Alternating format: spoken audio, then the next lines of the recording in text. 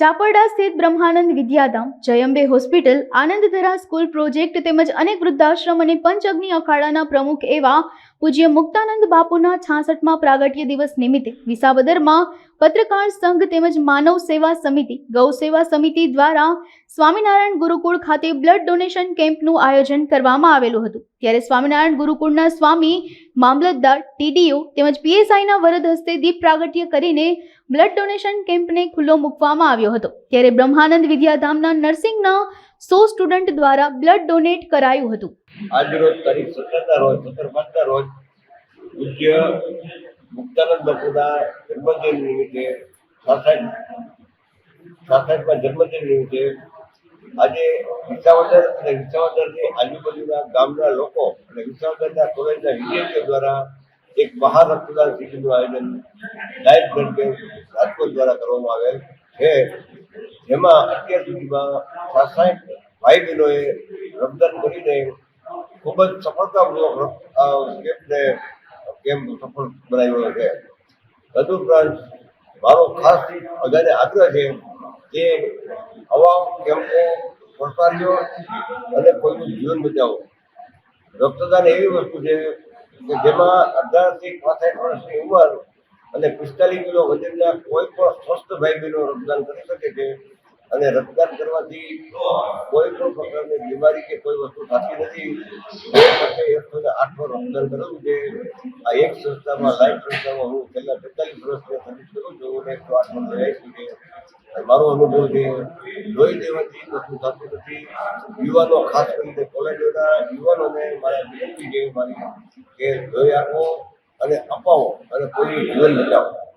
હરિઓમ, જય સ્વામિનારાયણ। આજરોજ વિસાવદર તાલુકો તેમજ સમગ્ર સૌરાષ્ટ્ર પંથકમાં જેનું એક સેવાના ભેખધારી તરીકે આખું નામ છે, એમાં વિસાવદર બાજુમાં આવેલા બ્રહ્માનંદ ધામ ચાપરડાના પરમ પૂજ્ય મુક્તાનંદ બાપુના 66મા પ્રાગટ્ય દિવસ નિમિત્તે આજરોજ વિસાવદર સ્વામિનારાયણ ગુરુકુળ ખાતે લાઈફ બ્લડ ડોનેટ કેમ્પ રાજકોટના સહયોગથી તેમજ પત્રકાર સંઘ વિસાવદર દ્વારા આયોજિત આદરણીય માનનીય પત્રકાર સંઘના પ્રેસિડેન્ટ વિજયભાઈ વિકમાના માર્ગદર્શન હેઠળ તેમજ વિસાવદર શહેરની વિવિધ સંસ્થાઓ દ્વારા સહયોગ સાથે વિસાવદર સ્વામિનારાયણ ગુરુકુળ ખાતે સરસ મજાના ભવ્ય મેગા બ્લડ કેમ્પનું સુંદર મજાનું આયોજન કરવામાં આવેલું, જેમાં આજરોજ પૂજ્ય બાપુના 66મા પ્રાગટ્ય દિવસ નિમિત્તે જોગાનું જોગ વિસાવદર તેમજ આજુબાજુના ગ્રામ્ય વિસ્તાર તેમજ સંસ્થાઓ દ્વારા 66 યુનિટ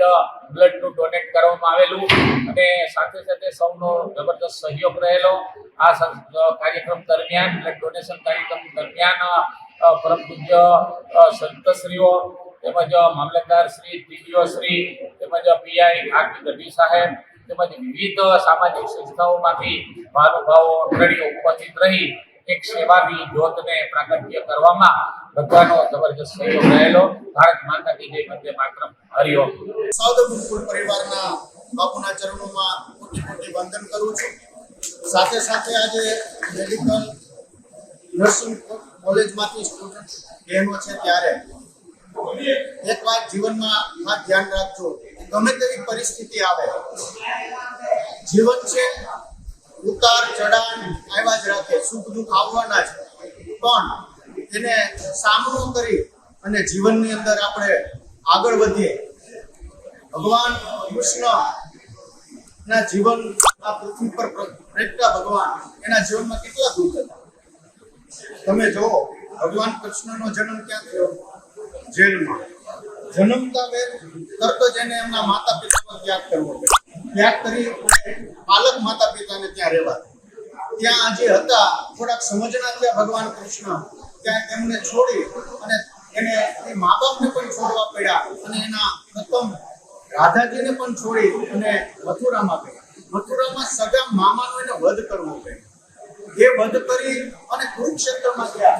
કુરુક્ષેત્રની અંદર એમના નજરની સામે સગા બધા એમના યુદ્ધની અંદર મરાણા અને શહીદો થયા, એને જોવાનો એને સમય આવ્યો।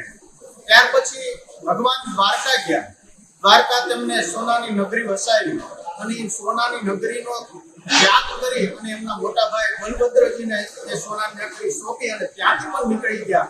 અને કુરુક્ષેત્ર આપણા અહીંયા સોમનાથની અંદર ત્યાં આવ્યા અને ત્યાં એક સામાન્ય માણસના પારધીના તીરે વિંધાય અને પોતે સ્વધામ ગયા. આટલા મેં દુઃખ ગણાવ્યામાં એક પણ આપણામાં છે. આપણો જન્મ કેનો જેલમાં થયો, હોસ્પિટલમાં કદાચ થયો હોય, જેલમાં તો ન થયો. જન્મતા વેત તરત જ માતા પિતાનો ત્યાગ કરવો પડ્યો નથી કરવો. તો આટલા આ એક આપણા ભગવાન કૃષ્ણના જીવનમાંથી આપણે શીખીએ કે આપણા જીવનમાં કંઈ પણ સુખ દુઃખ આપે એને સહન કરી અને આપણા જે મનોબળ આપણે જે દ્રઢ સંકલ્પ કર્યો છે તે આગળ વધીએ. અને ભગવાન સ્વામિનારાયણને પ્રાર્થના કરું કે આપ જરૂર જે કોઈ આપણા પાસે રોતા રડતા આવે પણ આપ જેનો હાથ પકડો, જેના ઇન્જેક્શન દો, દવા દો, એ આપણા ભગવાન તમારા હાથમાં યશ અપાવે અને તે હસતા હસતા આપણી પાસેથી જાય એવી ભગવાનને પ્રાર્થના અને મુક્તાનંદ બાપુના ચરણોમાં જન્મદિવસની